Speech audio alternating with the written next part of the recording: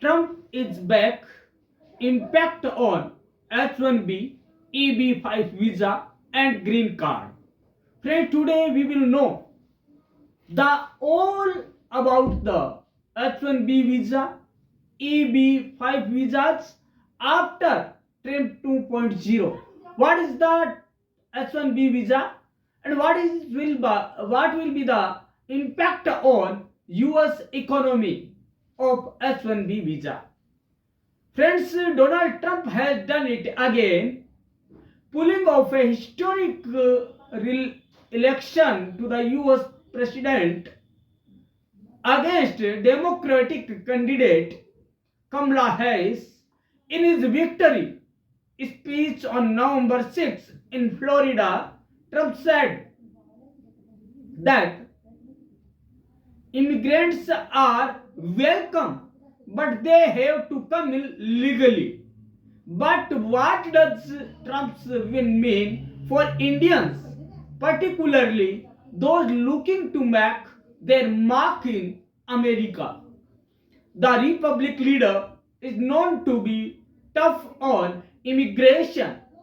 In fact, much of his campaign centered around the increase in illegal immigration under the Biden Harris administration.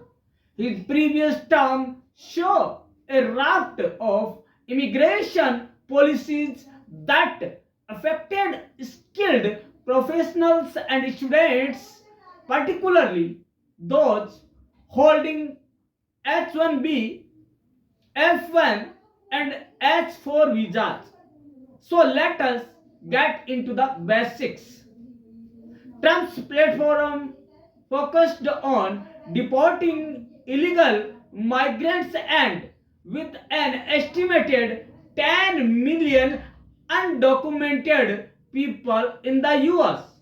His actions could open doors for skilled migrants, Indians who largely use legal routes like the H1B for work or F1 for study may find new opportunities in the US if the administration priorities skilled migration or family based immigration.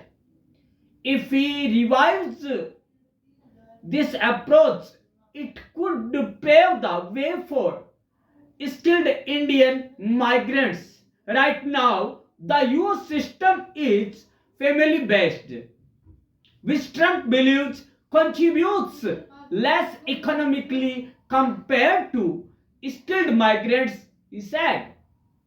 However, he also questions that any such changes would take time.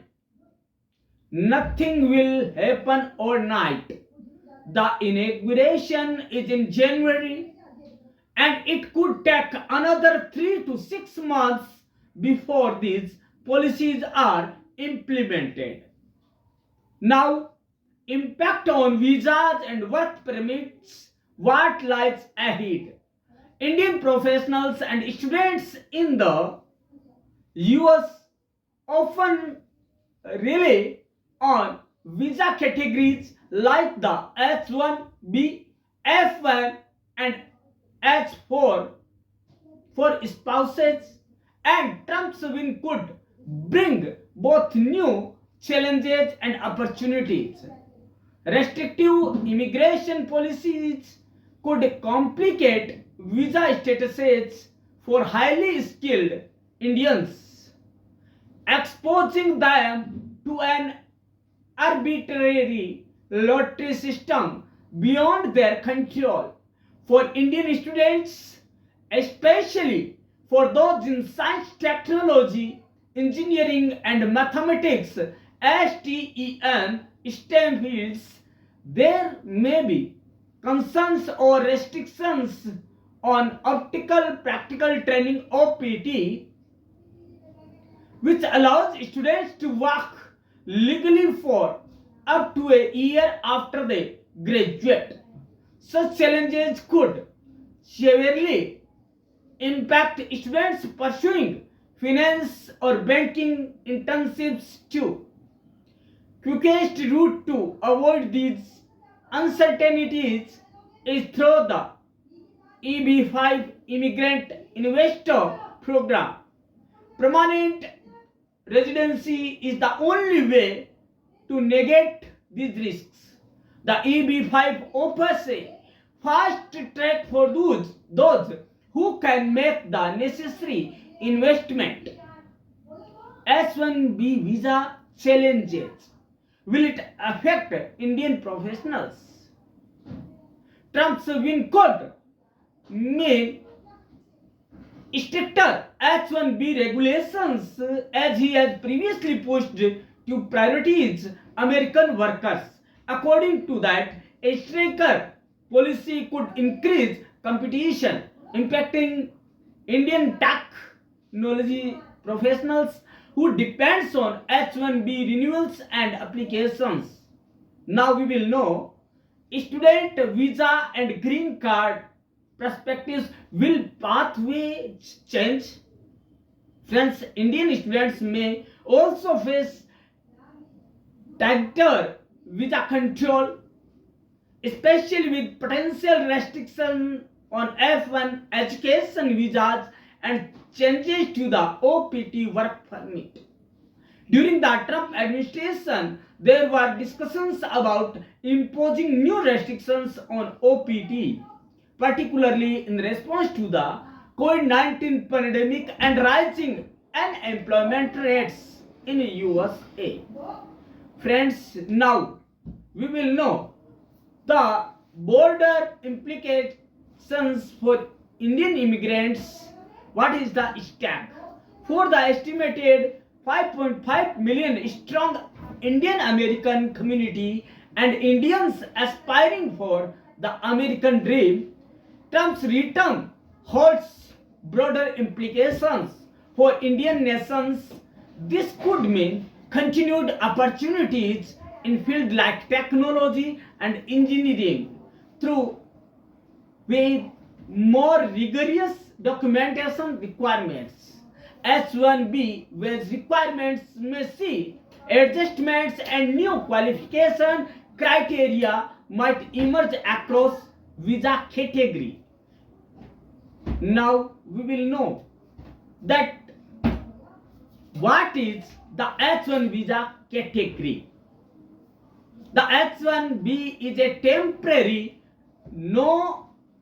non-immigrant visa category that allows employers to petition for highly educated foreign professionals to work in specialty occupations that require at least a bachelor's degree or the equivalent.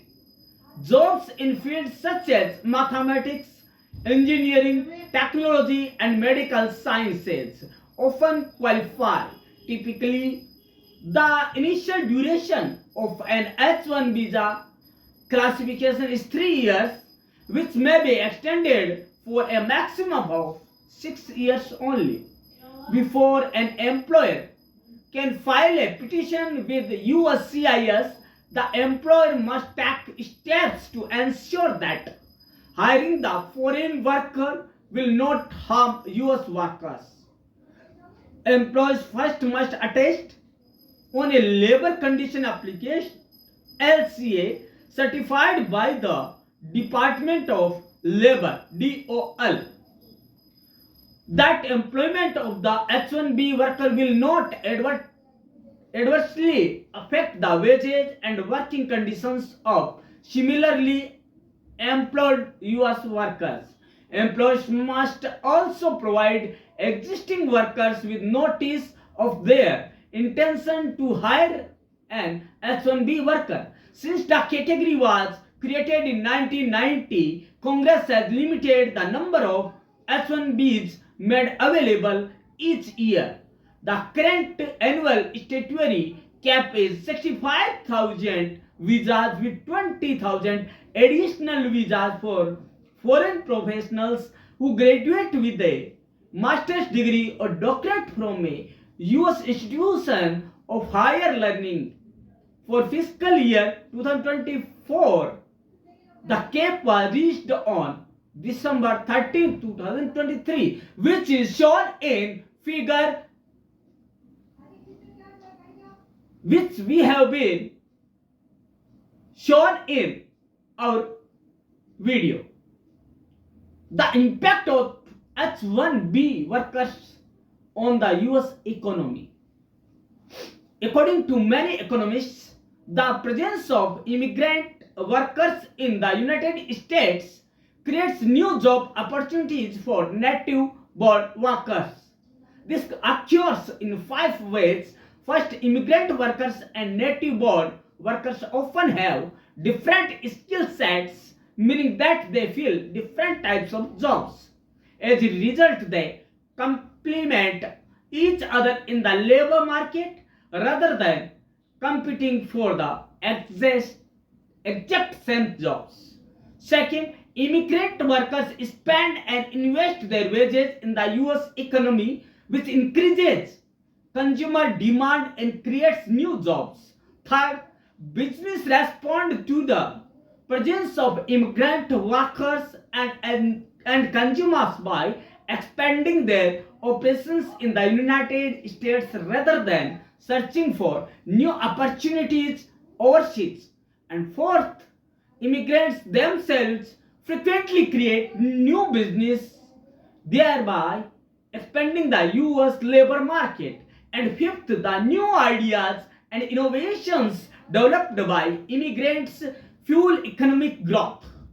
The economic contributions of H-1B workers in particular may increase the employment opportunities available to native born workers in the United States. That is why unemployment rates are relatively low in occupations that employ large numbers of H-1B workers. Many occupations for which H-1Bs are routinely requested are found within the broader category of professional and related occupations. Low unemployment rates in these occupations from 2004 through 2023, even during the COVID-19 pandemic, indicate that demand for labor exceeded the supply. Friends, these were the in English.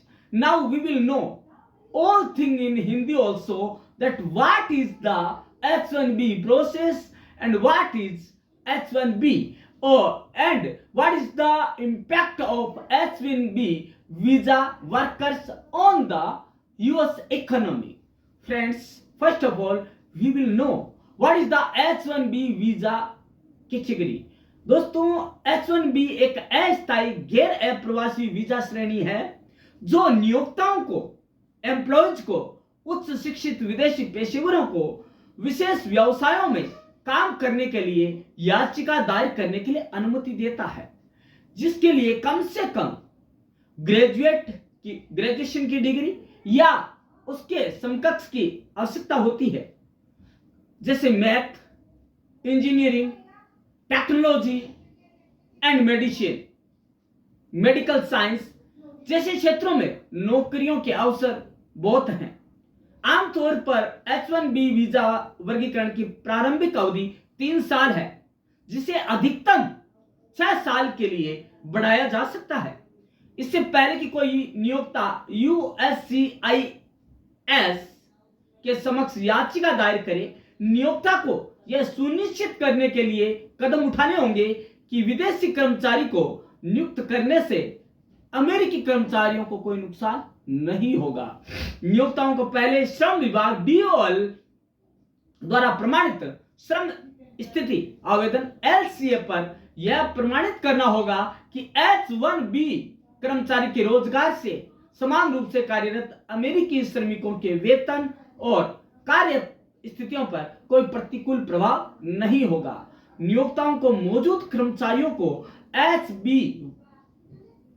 H-1B कर्मचारी को नियुक्त करने के अपने इरादे की सूचना भी देनी होगी।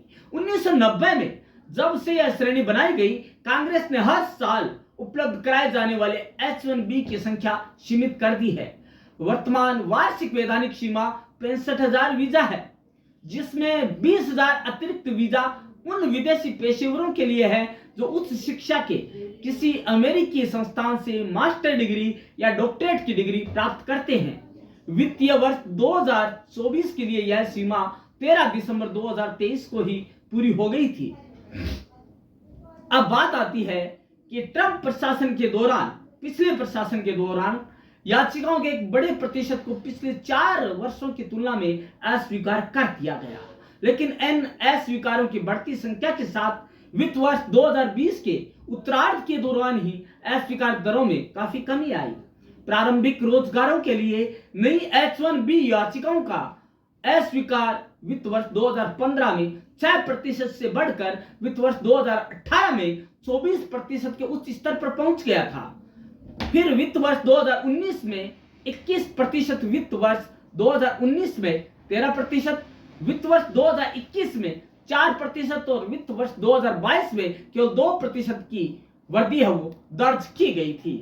रोजगार याचिका जारी रखने के लिए याचिकाओं के लिए अस्वीकार दर वित्त वर्ष 2022 और वित्त वर्ष 2021 में 2% थी, जो कि वित्त वर्ष 2022 में 7% और वित्त वर्ष 2018 और वित्त वर्ष 2019 में यह 12% हो गई थी। अब प्रोसेस क्या है H-1B पंजीकरण की? दोस्तों 2020 से पहले नियोक्ताओं को यह जाने बिना ही कि वीजा नंबर उपलब्ध होगा या नहीं, पूर्ण H-1B याचिकाएं प्रस्तुत करने की आवश्यकता थी। यह देखते हो कि वीजा नंबरों की मांग आमतौर पर आपूर्ति से अधिक होती है, लेकिन मार्च 2020 में वित्त वर्ष 2021 के लिए 1 अक्टूबर 2020 से शुरू USCIS ने नियोक्ताओं के लिए पंजीकरण प्रक्रिया में बदलाव किया, जो पूर्ण याचिका की आवश्यकता से पहले होती है। इस नई प्रक्रिया का उद्देश्य अमेरिकी एम्प्लॉयज और एजेंसी पर बोझ को कम करना था, जो नियोक्ताओं को यह जानने से पहले कि वीजा नंबर उपलब्ध है या नहीं, पूर्ण H-1B याचिकाएं और सहायक दस्तावेज प्रस्तुत करने की आवश्यकता के कारण होता था। प्रत्येक वर्ष USCIS अगली पंजीकरण अवधि की घोषणा करेगा, जिसके दौरान एक अमेरिकी नियोक्ता को प्रत्येक विदेशी नागरिक के लिए इलेक्ट्रॉनिक रूप से पंजीकरण करना होगा, जिसके लिए नियोक्ता H-1B वीजा याचिका दायर चाहता है। अब बात यह आती है कि हम क्या करें जिससे कि हमें H-1B वीजा मिल जाए। दोस्तों इसके लिए हमारे पास कई विकल्प होते हैं, लेकिन उनमें से जैसा कि स्वयं ट्रंप ने कहा है कि मेरे यहां पर किसी को डरने की जरूरत नहीं है, क्योंकि मेरे यहां पर जो भी एम्प्लॉयर आएगा, जो भी कर्मचारी आएगा वो स्किल्ड हो, फुली स्किल्ड हो, उसके लिए मेरे यहां पर H-1B वीजा के लिए कोई भी कमी नहीं है। दोस्तों अमेरिका के होमलैंड सुरक्षा विभाग का कहना है कि ट्रंप 2.0 के बाद प्रस्तावित H-1B वीजा में परिवर्तनों का उद्देश्य पात्रता आवश्यकताओं को सुव्यवस्थित करना, दक्षता में सुधार करना, नियोक्ताओं और श्रमिकों को अधिक लाभ प्रदान करना है और लचीलापन भी प्रदान करना है। अमेरिका के राष्ट्रपति जो बाइडेन के समय जो वीजा H-1B वीजा आवेदन प्रणाली में बदलाव की योजना बनी है, वह ट्रंप के प्रशासन में बदल जाएगी। यह है आपका प्रमुख रूप से जो इसमें बदलाव आने का है। दूसरा है क्या होता है H-1B वीजा, एक बार पुनः जान लेते हैं। H-1B वीजा प्रोग्राम का मकसद अमेरिका में कुशल श्रमिकों की कमी को दूर करना है। यह उन गैर प्रवासी लोगों को मिलता है जो काम करने के इरादे से अमेरिका जाते हैं, उन्हें ग्रीन कार्ड मिलता है। H-1B वीजा 6 साल के लिए वैध होता है। H-1B वीजा धारक शख्स अपने बच्चों और पत्नी के साथ अमेरिका में रह सकता है। वह अमेरिका की नागरिकता के लिए भी अप्लाई कर सकता है। H-1B वीजा कार्यक्रम और अमेरिकी अर्थव्यवस्था पर इसका क्या प्रभाव पड़ता है, यह हम आज जानेंगे। कोई भी देश अपने यहां पर किसी को क्यों रोकेगा आने से, क्योंकि उसे तो श्रमिक मिल रहे हैं। लेकिन अमेरिका की स्थिति बहुत ज्यादा दयनीय हो गई जब से बाहर के लोगों ने वहां पे काम करना शुरू किया। लोग वहां की इकोनॉमी में कम और अपने देश की इकोनॉमी में ज्यादा योगदान देते नजर आए। विदेशी कर्मचारी अमेरिकी श्रम बाजार में एक महत्वपूर्ण आवश्यकता को पूरा करते हैं, विशेष रूप से साइंस, टेक्नोलॉजी, इंजीनियरिंग और मैथ, स्टेम क्षेत्र। हर साल अत्यधिक कुशल विदेशी पेशेवरों की तलाश करने वाले अमेरिकी एम्प्लॉय H-1B वीजा संख्या के पूल के लिए प्रतिस्पर्धा करते हैं, जिसके लिए अमेरिकी नागरिकता और आवर्जन सेवा USCIS आवंटन को नियंत्रित करती है। उपलब्ध वीजा संख्या की कम वैधानिक सीमा के साथ हाल के वर्षों में H-1B वीजा संख्या की मांग आपूर्ति से आगे निकल गई है और वर्ष समाप्त होने से पहले ही यह सीमा पूरी हो चुकी है। दोस्तों, इसके कई कारण हैं इसको रोके जाने की, जो कि बहुत से चीजों पर प्रकाश डालती है। दोस्तों, इसके प्रभाव बहुत हैं। क्या प्रभाव है? देखिए, पहला तो ये है कि जो H-1B वीजा है उससे वहां जो लोग जा रहे हैं उनकी तो इनकम में सुधार हो रहा है, लेकिन वहां की जो आर्थिक स्थिति है उसमें कोई सुधार नहीं हो रहा है। दूसरा है कि जो लाभार्थी है वो वहां की पैसे तो कमा रहे हैं लेकिन वहां पे इन्वेस्ट नहीं कर रहे हैं। अगला पॉइंट ये है कि जो इंडियंस है या जो बाहर के जो है वो हर किसी भी परिस्थिति में काम करने को तैयार है और हर किसी वेजेज पर काम करने को तैयार है। इससे वहां के जो वर्कर्स हैं उनके लिए यह समस्या बनी रहती है कि हम कैसे सरवाइव करें। तो इन सर्वाइवनेस को देखते हुए कुछ इस बार वहां पे जो है रोक लगाने की बात है। कई अर्थशास्त्रियों के अनुसार संयुक्त राज्य अमेरिका में अप्रवासी श्रमिकों की उपस्थिति मूल निवासी श्रमिकों के लिए नए रोजगार के अवसर पैदा करती है। यह 5 तरीकों से होता है। सबसे पहले, अप्रवासी श्रमिक और मूल निवासी श्रमिकों के पास अक्सर अलग अलग कौशल का सेट होता है, अलग अलग दक्षता होती है, जिसका अर्थ है कि वे विभिन्न प्रकार की नौकरियों को भरते हैं। नतीजतन वे बिल्कुल समान नौकरियों के लिए प्रतिस्पर्धा करने की बजाय श्रम बाजार में एक दूसरे के पूरक होते हैं। दूसरा, अप्रवासी श्रमिक अमेरिकी अर्थव्यवस्था में अपना वेतन खर्च करते हैं और भी निवेश करते हैं, जिससे उपभोक्ता मांग बढ़ती है और नई नौकरियां पैदा होती है। तीसरा, व्यवसाय विदेशों में नए अवसरों की तलाश करने की बजाय संयुक्त राज्य अमेरिका में अपने संचालन का विस्तार करके प्रवासी श्रमिकों और उपभोक्ताओं की उपस्थिति पर प्रतिक्रिया करते हैं। चौथा, अप्रवासी स्वयं अक्सर नए व्यवसाय बनाते हैं, जिससे अमेरिकी श्रम बाजार का विस्तार होता है।